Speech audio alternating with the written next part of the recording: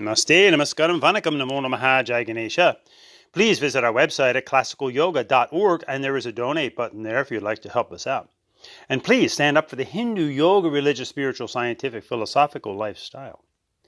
Today's podcast, baseball, a Hindu insight into America's favorite game.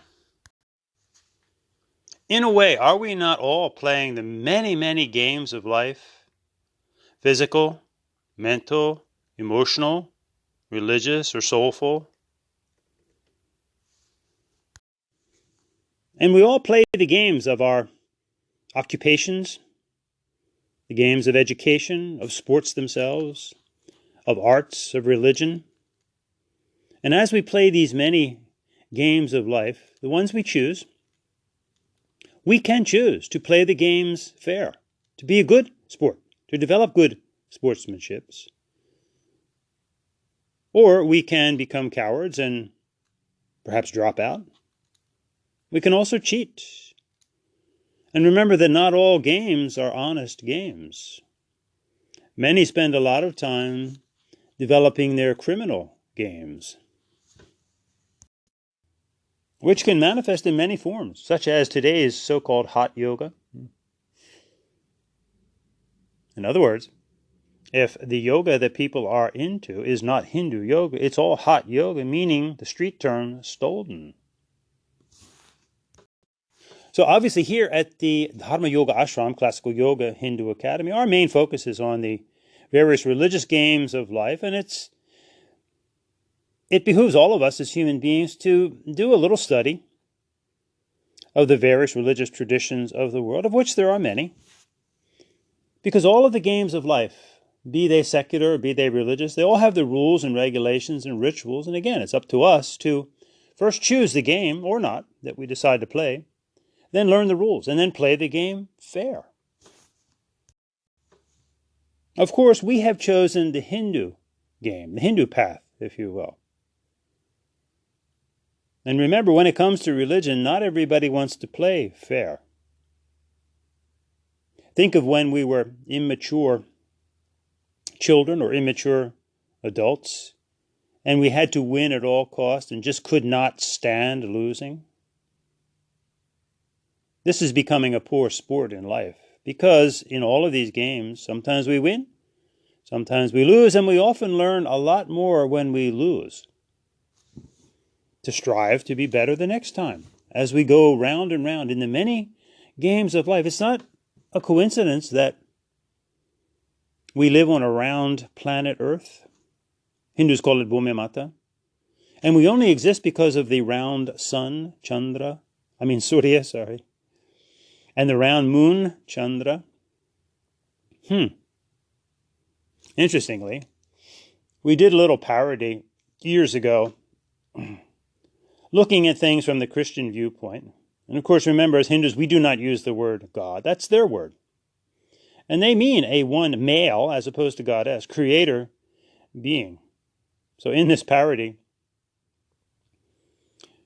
it was brought out that at one time the monotheists believed that the earth was flat. And so from their point of view, right, God might say, well, you think I created a flat earth?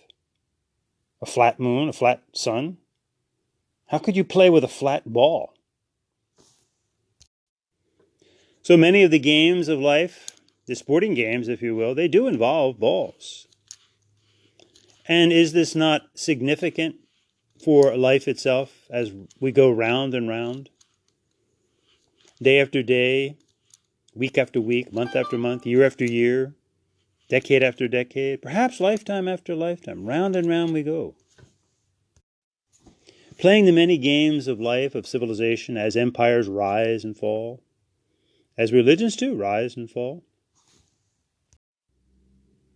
Now with this mindset, we can truly dive into our many games of life. And relevantly speaking here, we can dive into our religion and respect that others are playing a different game. There might be many similarities, yes, but it's a different game.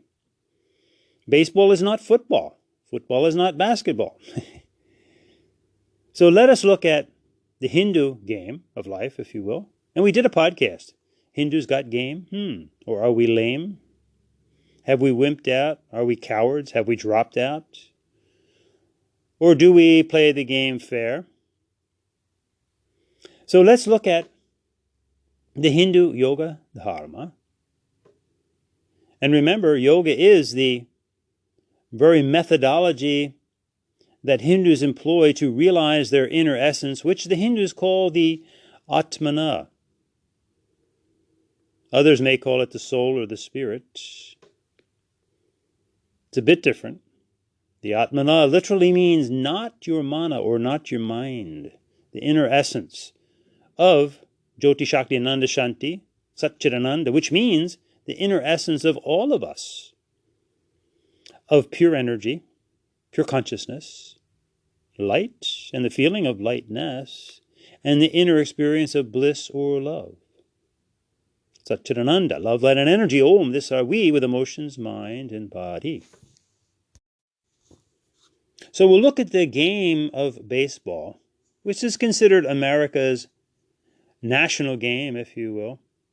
And it's interesting that many Hindus have migrated to America for various reasons, generally economic, and certainly not for religious reasons, though now, in a relatively short period of time, in about 50 years, there is a Hindu temple, ashram, etc., in every major city in America, and several.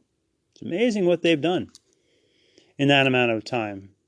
However, we still have a long way to go because along with the introduction of Hinduism into the Western world also came its various aspects of yoga, which sadly have been totally distorted by people who do not want to play the game fair.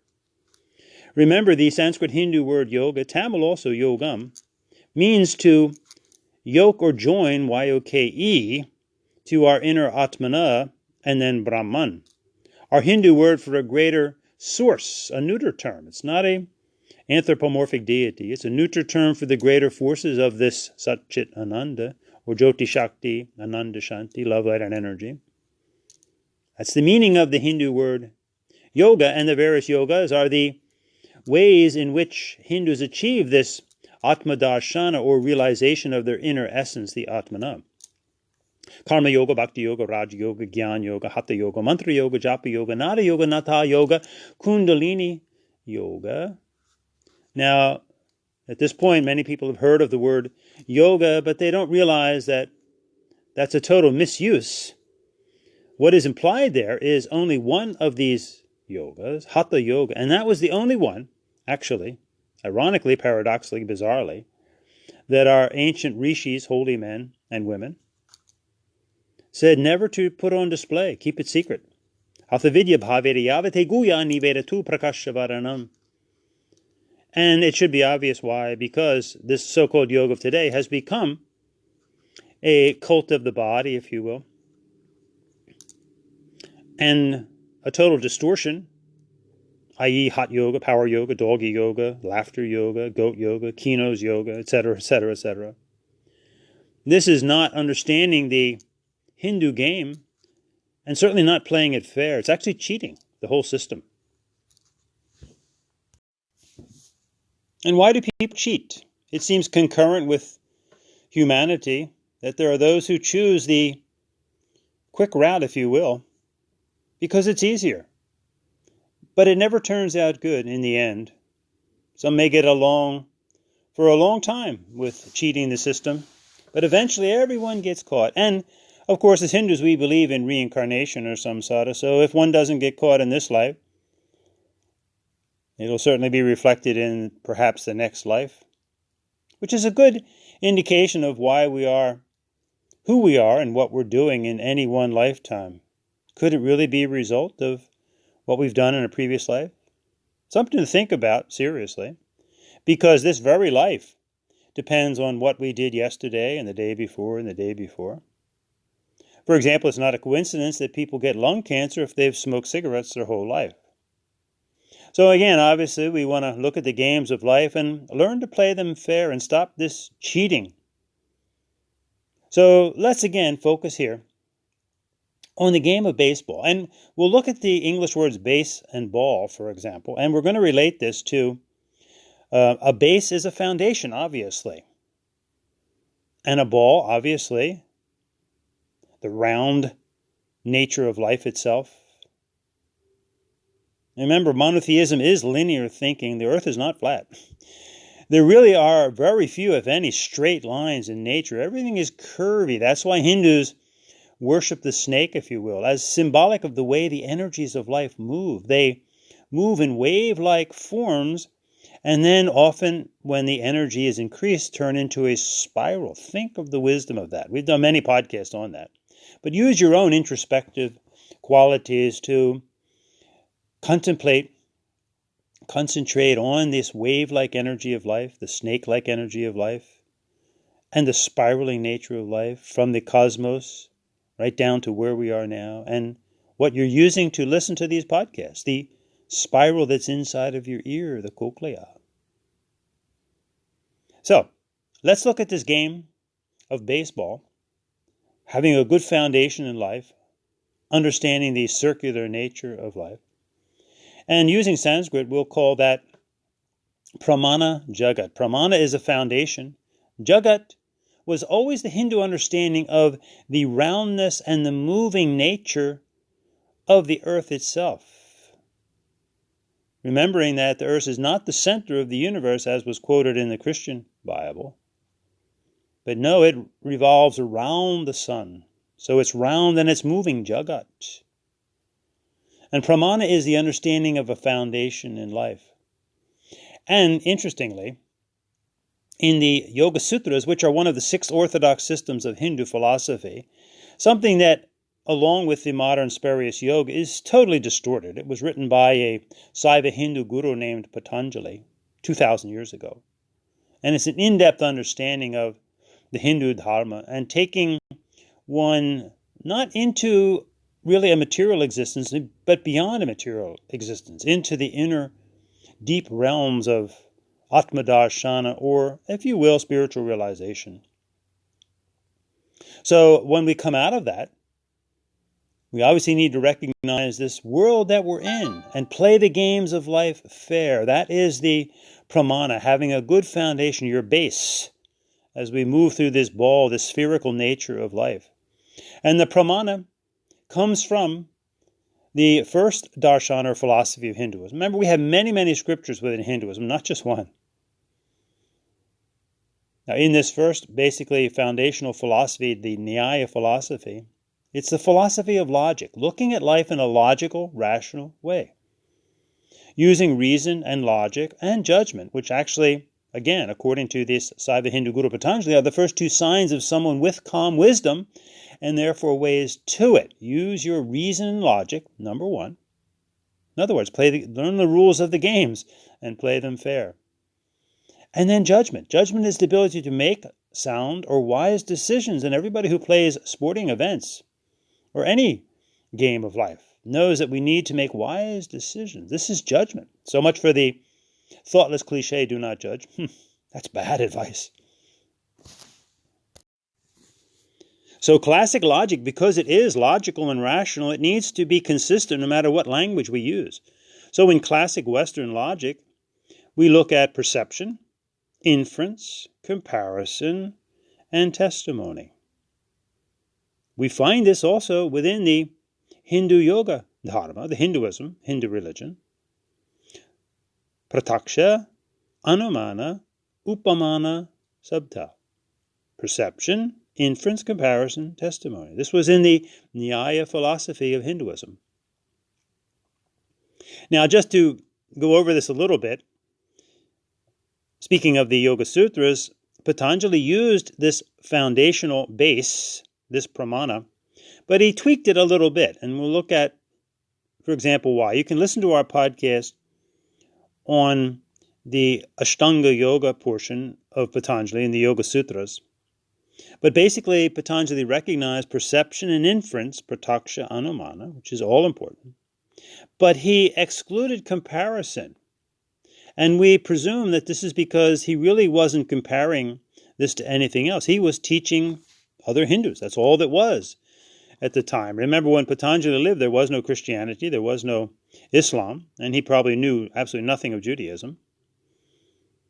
So there was no comparison. And then for the final testimony, he used the Saiva Hindu scriptures, the Agamas. So he mentions for his base, Pramana, Prataksha, Anumana, Agama. Perception, inference, and he used the Hindu scriptures of the Agamas for his final testimony. So again, if you go over our podcast on Astanga Yoga and Patanjali's Yoga Sutras, this will become clearer to you. So again, the point here is, first and foremost, recognizing the game that we're playing, and then learn the rules of the game, and then play the game fair, and then be good sports about it. This would go a long way in life in general, and certainly when it comes to the different religions of the world, to helping to ease some of the tension at best around the world and throughout history. So, let's look at baseball again. So, baseball is played on a diamond. Think for a moment about a diamond. What it takes to produce a natural diamond. Starts off as a lump of coal, and through eons of time and pressure, you get the most precious diamonds. Wow. What an analogy for the hard work that it takes to really achieve something. And again, contrast this with the so-called 200-hour certified, which means an authority, professional yogis. Come on. That's anything but a diamond. That's a cheap stone at best. And now they're also making diamonds in the laboratory, but a true diamond is worth at least 5 times as much as these diamonds. So a great analogy for putting in the work and taking time to produce the diamond. So a baseball diamond. Amazing. Now, this podcast actually came through one day by sitting on the beach and drawing in the sand. The sand is a natural palette, if you will. Everybody can become a little artist on the sand because it's very fluid to make designs in the sand. It's interesting that people often will put hearts on the sand, especially at low tide where the sand is firmer. They'll put a heart or they'll put their name there. So we all recognize the importance of naming. It's the first thing you ask somebody is, what is their name? So we recognize the name and forms of life, the specifics of life. Never confusing the two, generalities and specifics. You have a specific name. In general, you're a human, of course, but you have a specific name. So we're playing the specific game here of Hindu Dharma, and we're going to relate it to the baseball diamond and the game of baseball. Now, in looking at the game of baseball and the baseball diamond, you can actually liken this to your face itself. You may want to get a sheet of paper and put down these dots and connect the dots. And you're going to end up with 13 dots. Interesting. 13 now is a lucky number. So, the first dot, the round hole, if you will, is the home plate. That's your mouth. As you have chosen now, you speak out what you choose to do. Batter up. Better up. Better up. You've stepped up to the plate. Now you face the pitcher. You face the opposing team. The pitcher is your nose itself. And the pitcher winds up and exhale, throws the ball. You as the batter then either hit or miss. If you hit the ball, you decide to follow this game. And we can look at this in general and also obviously specifically as the Hindu game. You run to first base. That's karma yoga. And then you may run to second base. So the first base was your ear. Second base now is your third eye point, your bindu. That's bhakti yoga. Third base is your left ear. That's Raja yoga. Now between first and second base is where the second baseman stands, and that's your right eye. And between second and third base is where the shortstop stands. That's your left eye. So you've actually now created a diamond from your mouth to the right ear, through the right eye to the bindu, and then from the bindu, the third eye point, through the shortstop to the left eye, and then to the left ear, and then back to home base. In other words, in life in general, we step up to the plate and try to do the right thing. That's what Hindus call karma yoga. That's first base. You can visit our podcast on the EDME process, ethics, devotion, meditation, enlightenment, so we understand the life process or game in general, and then how it's specifically played out in Hinduism. So, with ethics being first base, karma yoga to the Hindus, then you exercise full-on devotion, so you go to second base. That would be the bindi, the third eye point on your face. That's bhakti yoga for the Hindus, intense inner devotion. Find your chosen deity, perhaps, your Ishtadevata. And then you go to third base, which is Raja Yoga. And then you hit a home run and go back to home plate.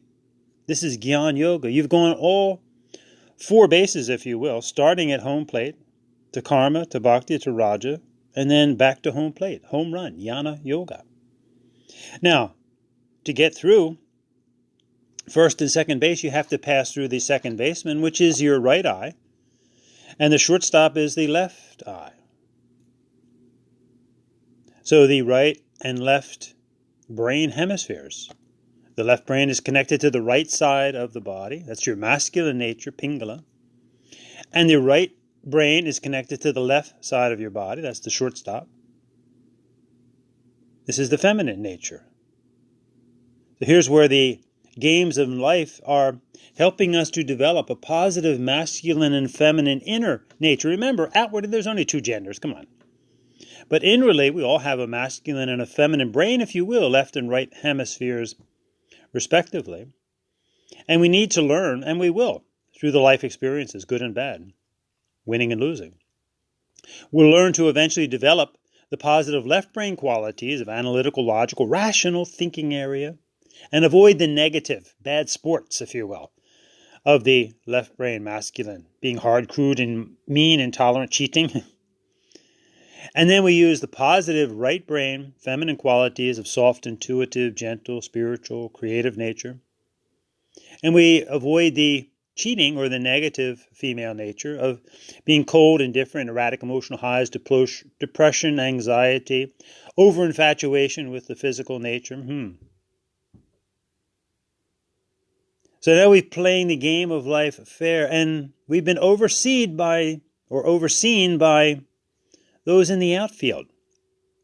The right fielder, the left fielder, and the center field. Now, in the Hindu Yoga Dharma, we have several sects or sampradayas. And basically we have the Saivas, the Vaishnavas, and the Shaktites. And we understand this process using another wonderful acronym, just like the diamond, a GEM principle, GEM, using the science of life, gravity, electricity, magnetism. So, for example, if you're a Saiva Hindu, you go to Ganesha first, that's gravity. Then electricity is his brother, Muruga, the youthful, loving warrior. Then to the magnetic head of Shiva Shakti. So this would be your right fielder, left fielder, and center fielders, respectively, overseeing, watching you from the outfield. If you're a Vaishnava Hindu, it will be Ganapati, Krishna, Vishnu, Lakshmi, or Ganapati, Hanuman, Sitaram, or a Shaktite Hindu, Durga, Lakshmi, Saraswati, or Kali, Durga, Parvati. It's a wonderful understanding of the GEM principle. And this is, again, basically the science of life, the game of life, the dynamics of life, gravity, electricity, magnetism. These are the dynamic forces of life.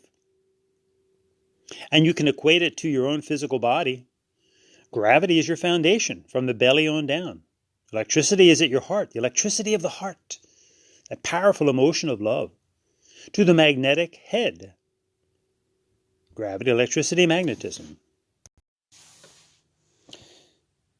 So now you should have 11 dots that you've connected. From home plate, 1, you have the pitcher, 2, you have first base, 3, you have second base, 4, third base, 5. Between first and second, you have the second baseman, and then you have the shortstop between second and third. 6 and 7, and then you have center field, and right field and left field. 8, 9, 10. And remember, 13 was the home run, but 11 and 12, what's behind you is the batter. That's the catcher. And the catcher is from the opposing team. And the catcher is always a scrappy player. And they try to distract you. They may talk to you while you're up there and try to distract you from your task at hand. And who's behind the catcher? That's the umpire, the guru. So the guru sends out the catcher of tapas to try to trick you up as the batter, to see how strong you are, to see how focused you are. And if you manage to play the game of life well, you may develop many fans, but be careful with this. That can be a real distraction. Because remember, the purpose for all those watching is to ultimately someday also learn to play the game. Not simply vicariously, but to step up to the plate. Let's learn to play fair these many games of life. In the Hindu Yoga Dharma, we sing to Shiva Sada Lola Hara, the truth Sada of the swing Lola of life. As we go from one extreme to the other, as we become honest and dishonest, as we play the games with courage, as we become cowardly, we go back and forth in life, in lifetimes perhaps. And what is this doing? It's hopefully hara, destroying our ignorance. As we go then from untruth to truth,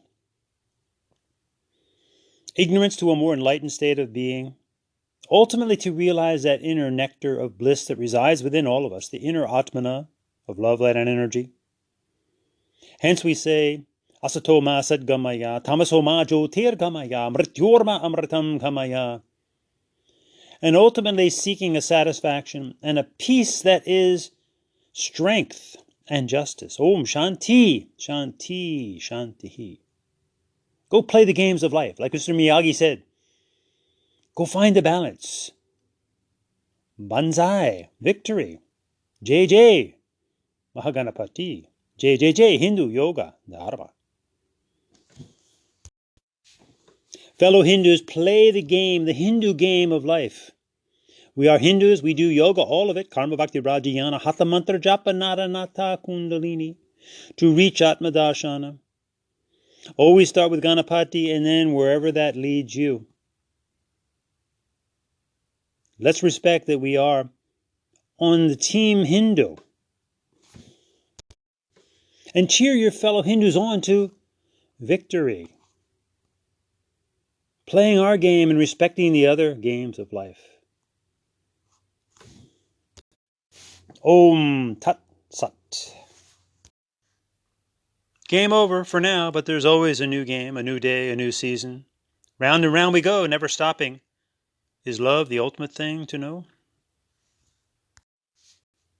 Ah, love of the game, that's the attitude.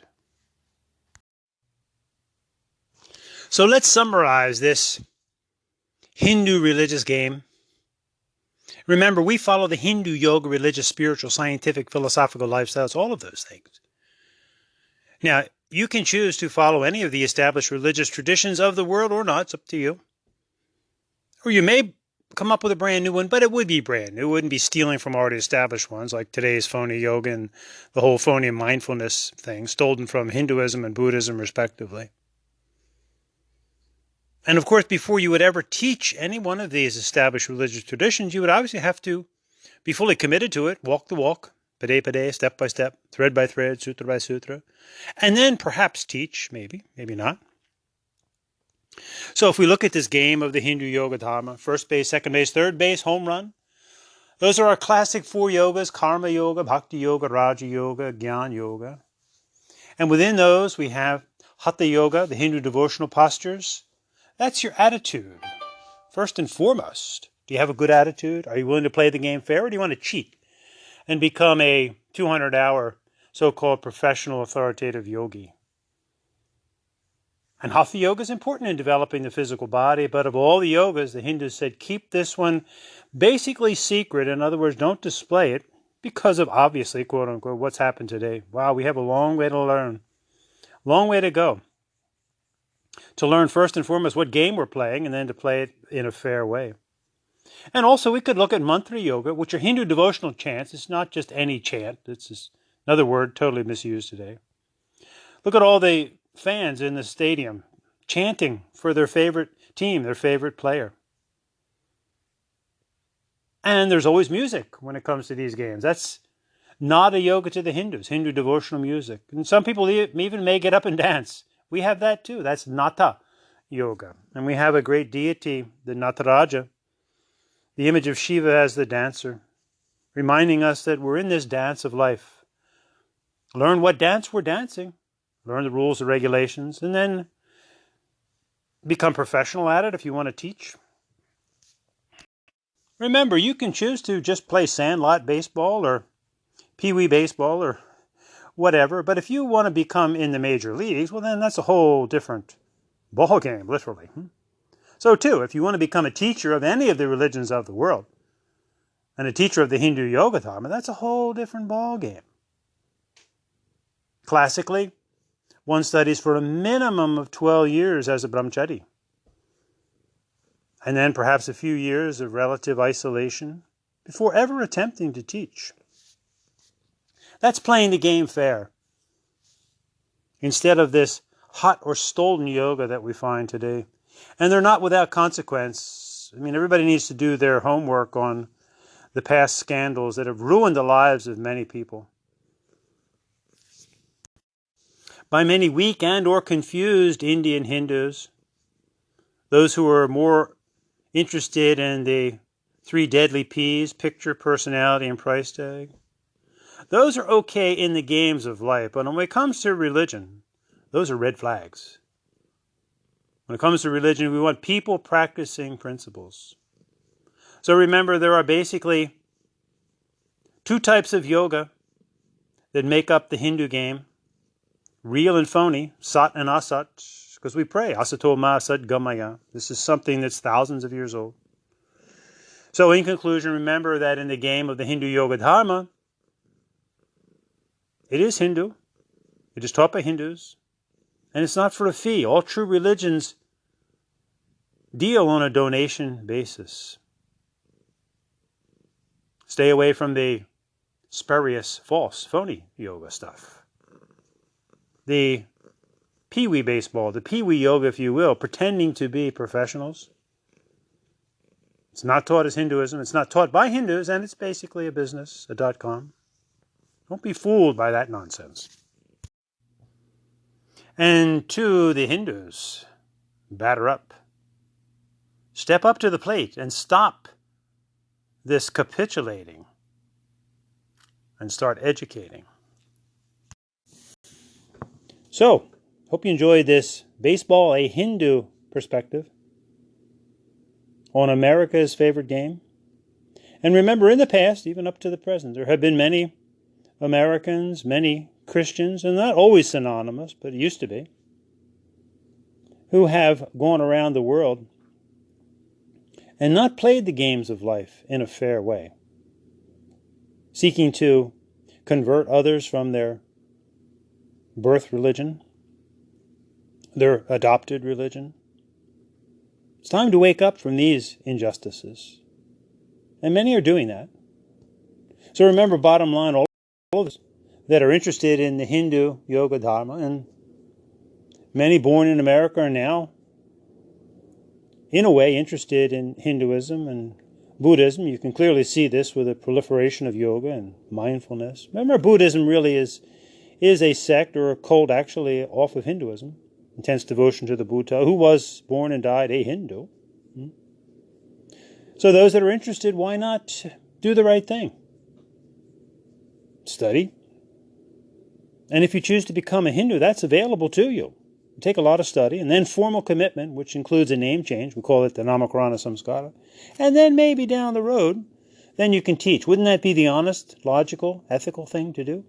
After all, the religions of the world, except in a comparative religious setting, of course, all the religions of the world are taught by committed, qualified members of said religion. So let's be good sports in all areas of life and stop the theft and deception. So let's end this podcast on a good, wholesome, positive note. So fellow Hindus, if we look at the Vedas and the Rig Veda, the beginning and the end, Agnimile Purohitam Yajnasya Devam Vritvijam. Rig Veda. So Rig means to worship, Veda means a passion to know worship. And worship what? Or praise Mile, the fire, Agni Mile. And go the extra mile, M-I-L-E. Praise the fire. Fire is life. We light our diya every day. And ideally uncovering or lighting the diya that's within all of us, the in diya. Agni Mile Purohitam. Purohits are our teachers, and we respect this process. From children to parent, from student to teacher. So we respect our teachers, our purohits, our pandits, pujaris, swamis, gurus, sadhus. Agnimale purohitam yajnasyam. Yajnasyam is our yoga. Yuj, yog, yoge, yogaha. This is our Hindu lifestyle. For yoga means to yoke, yuj, to our Atmana and Brahman. Remember, that's not God, please. That's a word like caste that doesn't fit into our lexicon. We have to learn what to hold on to and what to let go of. Agmile Prahitam Yajnasyam Devam. We do believe in the shining spirit beings, the Devams, both male and female, Deva and Devi. Can't be a Hindu without recognizing the Devams. Agmile Prahitam Yajnasya Devam Ritvijam. Victory to Ritta, to order. Also to Bhume Mata. Satyam Vritam Cha. Truth and order. And implicit within the word Ritvijam are the 7 hotars, which also are relatable to the 7 chakras within all of us. Hotar, Potar, Nestar, Agni, Prasatar, Advar, Brahman. So this is what it means to be an Hindu. Remember, we worship the moon, Chandra and Shiva, and we worship the rivers, Sarid, and the Matajis. We worship the Bindu, the Surya, Vishnu, and the Atmana within, the nectar of bliss, the Soma. Chandra, Sarid, Soma, Bindu. This is what it means to be a Hindu. And we light our diyas. We respect our teachers, hopefully. Remember our gas principle. In order to be successful in life, you have to respect your teachers, where they teach, the teachings, and your own self-motivation. This is the gas principle. In Hinduism, this would be the Guru. Ashram, Shastras, Sadhana. So we light our diyas, we worship our teachers, our parents, etc. Remember, that means to respect and to revere. We do our sacred doing, our sacrifice, our yojna, our yogas. We respect the shining ones, the devas, the spirit beings, here and in the inner world. That's why we chant Gayatri Mantra, Om Bor Bhuvasvaha, O divine beings of all 3 worlds, shining ones. Agnimale Prahitam Yajnasya Devam, and then finally victory to order. Ritta is synonymous with dharma. Actually, that's the first word before dharma. Ritta and then dharma. And then by implication, Vedic dharma and yoga dharma, Hindu dharma. And then it ends up with a beautiful understanding of seeking to have a unified Hindu family, a sangam. Samani Baha Krutihi Samana Hridayanti Vaha Samanam Hastu Vo Mano Yata Vaha Susaha Pati. Striving to be united in our resolve, tranquilly, samani, samana, samanam, tranquilly united vaha in our resolve, our karma. Samani Vaha Krutihi. Peacefully, tranquilly united in our love. Samani Hridayanti Vaha. Tranquilly, peacefully united in our minds. Samanam Hastu Vo Mano. And then we will live happily ever after. Susahapati. Yatabaha Susahapati. Joyfully, happily ever after. So this is a lesson for individuals in general. Know what you're doing, what game you're playing in life. Play them fair. Have a resolve. Have a common goal. And then express a love for the game, a love for whatever you're choosing to do, a love for your family, your profession, your career, your sports, your religion, perhaps. And then be united in your thought process. And then you will live happily ever after. What a wonderful understanding. For humanity in general, and certainly for us as Hindus, we need to come together as a united Hindu family. Remember, we are a Hindu family, Saiva, Vaishnava, Shakti, the three. So let us live in harmony and follow the Dharma and plant your yoga tree. We have this in common. Karma Bhakti Raja Jnani, this is the way to be a Hindu. Karma Bhakti Raja Jnani, this is Hindu Dharma. Om Shanti, Shanti, Shanti.